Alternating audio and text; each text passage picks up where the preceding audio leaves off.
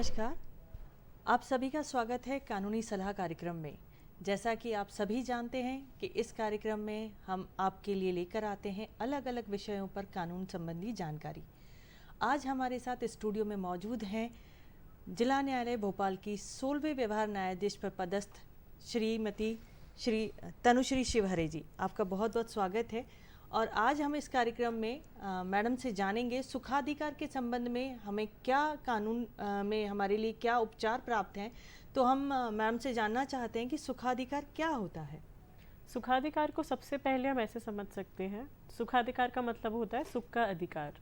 जब भी हम कोई भी अचल संपत्ति खरीदते हैं, जैसे कि मकान या कोई भी घर या कोई भी ज़मीन या प्लॉट, तो उसके आसपास की जो ज़मीन होती है उससे आने जाने का रास्ता या फिर उस पर आने वाली धूप या उस पर आने वाली हवा, ये जो सारे के सारे राइट होते हैं उसके साथ जुड़े हुए होते हैं। केवल एक मकान ही हम खरीदना नहीं चाहते, हम उसके पास सुरक्षित पहुंचने का एक रास्ता, उस तक आने वाली सही धूप, उस तक आने वाली हवा, सभी के संबंध में एक अधिकार चाहते हैं, जिसे बोलते हैं सुखाधिकार का अधिकार। कानूनी भाषा में इसको इस तरह से समझा जा सकता है कि सुखाधिकार मेनली किसी भी प्रकार के राइट को एक्सरसाइज करने के लिए किसी चीज़ को करने या करने से ना रोके जाने के संबंध में जब आप न्यायालय की कभी भी सहायता चाहेंगे, उसको सुखाधिकार कहा जाएगा। ये स्वयं की संपत्ति पे प्राप्त नहीं किया जाता, किसी और की संपत्ति पे जो निहित अधिकार होता है उससे उत्पन्न होने वाले अधिकार को सुखाधिकार कहा जाता है। सुखाधिकार मैम, अगर हम जानना चाहें कि सुखाधिकार एक जो हमारे लिए उपचार है, हमारा अधिकार है, वो हमें किसकी संपत्ति पे प्राप्त होता है और किस प्रकार से हम प्राप्त कर सकते हैं। सुखाधिकार कभी भी स्वयं की संपत्ति पर प्राप्त नहीं किया जा सकता। सुखाधिकार हमेशा ही किसी अन्य व्यक्ति की अचल संपत्ति पर प्राप्त किया जा सकता है। सुखाधिकार को प्राप्त करने के मेनली 6 माध्यम हैं। पहला माध्यम है ग्रांट। बाय ग्रांट इसका मतलब ये हुआ कि यदि 2 व्यक्तियों की संपत्ति आसपास लगी हुई है, जैसे कि मान लीजिए ए और बी।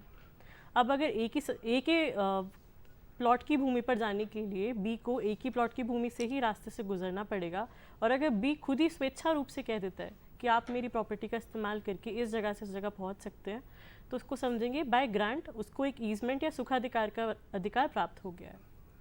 अब दूसरी तरह से इसको समझा जा सकता है, दूसरा माध्यम है बाय नेसेसिटी। इसका मतलब ये हुआ ज़रूरत के तौर पर। मान लीजिए 2 भाई हैं जिनका बंटवारा हो गया है, पर वो रहते एक ही घर में हैं। अब अगर एक घर है जो 2 मंजिला घर है, घर का गेट एक ही है, अगर बंटवारे में वो घर का गेट एक ही भाई के हिस्से में आया है और दूसरे भाई को भी उस घर का उपयोग करना है, तो यहाँ पे ज़रूरत है, उनको ज़रूरत क्रिएट हो गई है। तो अब नेसेसिटी के तौर पर अगर जो भाई जिसके हिस्से में गेट आया है वो बोल देता है कि दूसरा भाई उसका इस्तेमाल कर सकता है, तो यहाँ पे बाय नेसेसिटी उसे सुखाधिकार या ईजमेंट का राइट प्राप्त होता है। तीसरा राइट होता है, तीसरी तरह जिस तरह ईजमेंट का राइट प्राप्त होता है उसे बोलते हैं बाय क्वासी नेसेसिटी। इसका मतलब ये हुआ जब भी किसी प्रॉपर्टी का अंतरण यानी कि ट्रांसफ़र होगा, तो ट्रांसफ़र के पहले जिस तरह से उस पर किसी भी प्रकार का राइट एक्सरसाइज किया जा रहा था, उसी तरह से ही राइट उस पर बेचने के बाद भी एक्सरसाइज किया जाना चाहिए। इसे इस तरह से समझ सकते हैं, मान लीजिए मैंने आज एक प्रॉपर्टी खरीदी। अब उस प्रॉपर्टी के आसपास कोई और प्रॉपर्टी नहीं थी, किसी का घर नहीं बना हुआ था, तो जब मैंने उस संपत्ति को क्रय किया तब तक उसके आसपास धूप, हवा, पानी सबका निकास के लिए स्थल थे। अब अगर कोई और उस जगह पर अपना मकान बनाना चाहता है और मकान के बनाने की वजह से मेरे घर पे धूप नहीं आ रही है, ऐसी स्थिति में मेरे पास ये अधिकार है कि मैं न्यायालय के समक्ष जाऊं और बोलूं कि मेरा सुखाधिकार का जो अधिकार है, मतलब स्वयं की संपत्ति को उपभोग करने का सुख का जो अधिकार है वो यहाँ पे निहित हो रहा है और मैं इस माध्यम से सुखाधिकार प्राप्त करना चाहती हूँ। एक ये तरीका होता है। फिर चौथा तरीका आता है प्रिस्क्रिप्शन। इसका मतलब ये हुआ कि यदि 2 संपत्ति आसपास थी, अगर एक इंसान अपने एक राइट ऑफ वे मतलब एक पैसेज का रास्ता बना लेता है किसी और की संपत्ति पे जाने का, और वो ओपनली मतलब बिना छुपे अगर किसी की प्रॉपर्टी पे जाने का अपना ही रास्ता इस्तेमाल कर रहा था और 20 साल से कर रहा था बिना रोक टोक के, तो उसमें उसको प्रिस्क्रिप्शन के रूप पर यहाँ पर सुखाधिकार प्राप्त हो जाता है। एक और तरीका है जिसमें होता है कस्टम, जो कि होती है प्रथा।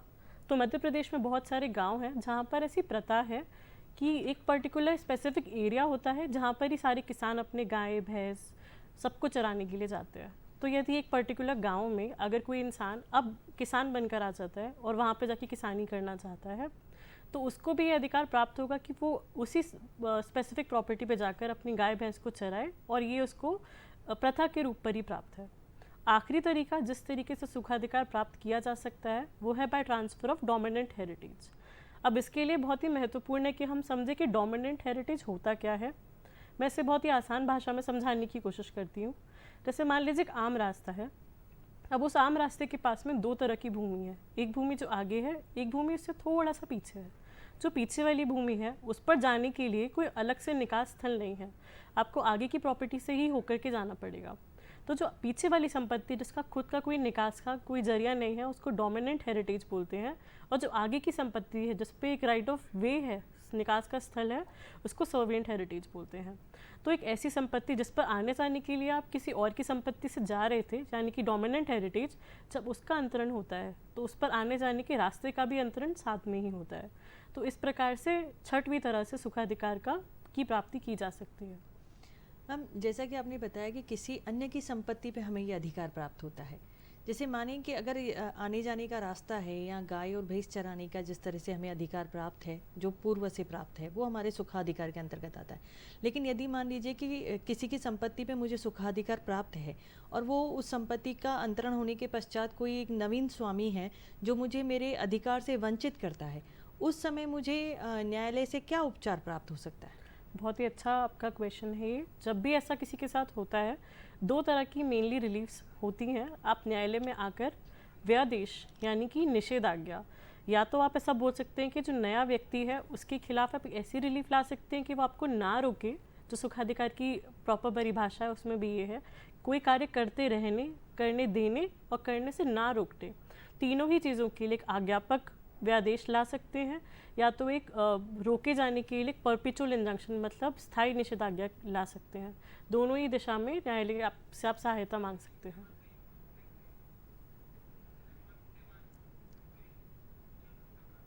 देखिए, अभी जिस तरह से सुखाधिकार है, एक आम नागरिक को, एक आम रहवासी को ये पता होता है कि संपत्ति अंतरण और सुखाधिकार एक ही कानून है। तो सुखाधिकार और संपत्ति अंतरण अधिनियम के अंतर्गत इन दोनों ही जो अधिकार हैं उनमें क्या अंतर है? सबसे महत्वपूर्ण अंतर ये है, संपत्ति अंतरण अधिनियम में जिस भी प्रकार के हित या अधिकार लिखे गए हैं वो अधिकारों में आपको स्वयं की संपत्ति पर अधिकार प्राप्त होता है। सुखाधिकार ही मात्र एक ऐसा अधिकार है जिसमें आपको किसी अन्य व्यक्ति की अचल संपत्ति पर किसी भी प्रकार का अधिकार प्राप्त होता है, जिसमें आप न्यायालय के पास जाकर बोल सकते हैं कि मेरा अधिकार जो कि किसी और की संपत्ति पर मुझे मिला है उसका वायलेशन हो रहा है और उसके बीच के लिए मैं आई हूँ। तो ये एक बहुत महत्वपूर्ण अंतर है, क्योंकि बाकी कोई भी संपत्ति अंतरण अधिनियम में जितनी भी सेल मेंशन है या फिर मॉर्गेज मेंशन है, लीज मेंशन है, ये सारी चीज़ों में आपको स्वयं की या तो स्वर्जित या फिर स्वयं के ऊपर कब्जा की हुई खुद की संपत्ति पर ही केवल अधिकार प्राप्त होता है। बहुत अच्छी जानकारी कि संपत्ति अंतरण अधिनियम और सुखाधिकार में क्या अंतर है। इसके साथ हम एक छोटा सा विराम लेंगे और विराम के बाद पुनः हम उपस्थित होंगे।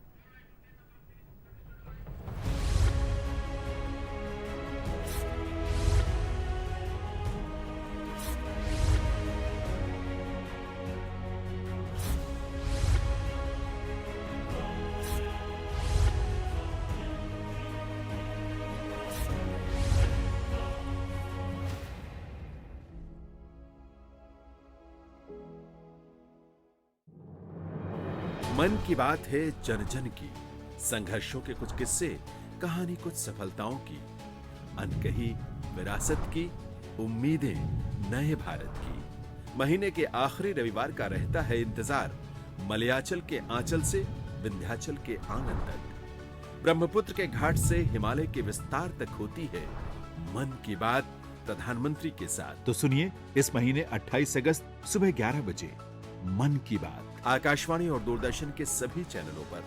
आप भी माननीय प्रधानमंत्री के मन की बात का हिस्सा बन सकते हैं। इसके लिए आप अपने सुझाव post box number 111 Akashvani Delhi पर भेज सकते हैं और नमो ऐप या माईगॉव के ओपन फोरम में पोस्ट कर सकते हैं। तो सुनिए इस महीने 28 अगस्त सुबह 11 बजे मन की बात।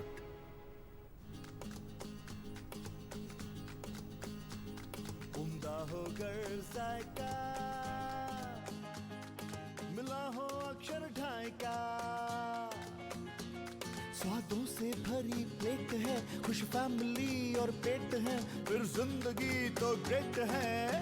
वाह क्या टेस्ट है, वाह क्या टेस्ट है, वाह क्या टेस्ट है, वाह क्या टेस्ट है, वाह क्या टेस्ट है, वाह क्या टेस्ट है। एक अल्पविराम के बाद आपका पुनः कार्यक्रम में स्वागत है। हम अपनी चर्चा को जारी रखते हुए मैडम से ये जानना चाहेंगे कि यदि किसी संपत्ति का अंतरण नहीं हुआ और मात्र उसे उपयोग का अधिकार प्राप्त हुआ, उस स्थिति में उसे क्या कहते हैं? उस स्थिति में उसे लाइसेंस कहा जाता है। जब एक लाइसेंस करता सिर्फ उपयोग मात्र करने का अधिकार अंतरित करता है, मतलब वो किसी भी प्रकार का हित या अधिकार अंतरित नहीं करता, उसे लाइसेंस कहा जाता है। लाइसेंस बहुत ही व्यक्तिगत राइट होता है। इसको बेसिकली एक पर्सनलाइज राइट भी कहा जा सकता है, जो कि ट्रांसफरेबल भी नहीं होता और इनहेरिटेबल भी नहीं होता। मतलब एक लाइसेंस का फर्दर किसी भी प्रकार से अंतरण नहीं किया जा सकता, ना ही एक लाइसेंस विरासत में किसी को मिल सकता है। तो क्या लाइसेंस परमानेंट होता है? नहीं, लाइसेंस परमानेंट नहीं होता। इसके मेन 3 कंडीशंस होते हैं जब लाइसेंस परमानेंट नहीं होता। पहली बात तो जब लाइसेंस करता का खुद का ही हित ख़त्म हो जाता है किसी संपत्ति में, तो उसके बाद वो लाइसेंस स्वतः ही समाप्त हो जाता है। दूसरी बात, जब लाइसेंस के लिए कोई कंडीशंस हों और उन कंडीशन को पढ़कर ही आपको खुद से समझ आए एक्सप्रेसली या इम्प्लाइडली कि वो किसी पर्टिकुलर मतलब के लिए, किसी पर्टिकुलर आशय के लिए बना था। अगर वो आशय ही समाप्त हो जाता है तो लाइसेंस भी समाप्त हो जाता है। और लास्ट चीज़ ये है, सबसे महत्वपूर्ण, अगर लाइसेंस में किसी प्रकार का कंडीशन थी कि ये शर्तों के अधीन एक लाइसेंस दिया गया था और जब वो शर्तें पूर्ण नहीं होती हैं, उस कंडीशन में भी लाइसेंस स्वतः समाप्त हो जाता है। मैम, हमने बहुत ज़्यादा देखा है कि एक आम नागरिक जो है, जैसे कानून की जानकारी नहीं है, वो बहुत साधारण से शब्दों का अर्थ नहीं समझ पाते। जैसे कई लोग लाइसेंस और पट्टे को एक ही मानते हैं, तो क्या लाइसेंस और पट्टे में भी कोई अंतर होता है? जी जी बिल्कुल। जो पट्टा होता है मेनली उसको लीज बोलते हैं। जो पट्टा होता है उसमें एक हर अधिकार अंतरित होता है, मतलब आपको संपत्ति पे किसी प्रकार का भी कुछ भी करने का, मतलब ऐसा कुछ रेस्ट्रिक्टेड नहीं रहता कि एक पर्टिकुलर परमिटेड यूज़ है जो आपको करना है। उस संपत्ति के संबंध में आप कुछ भी किसी भी प्रकार का अधिकार भोग सकते हैं। पर लाइसेंस एक बहुत ही रिस्ट्रिक्टेड या एक बहुत ही, कहा जाए तो किसी तरह से लिमिटेड एक राइट है, जिसके संबंध में आप हर तरीके का अधिकार इस्तेमाल नहीं कर सकते। दूसरी बात, जो लीज़ रहती है, पट्टा रहता है, वो उसका अंतरण किया जा सकता है, आप किसी को दे सकते हो अगर वो एक हस्तांतरणीय पट्टा है तो।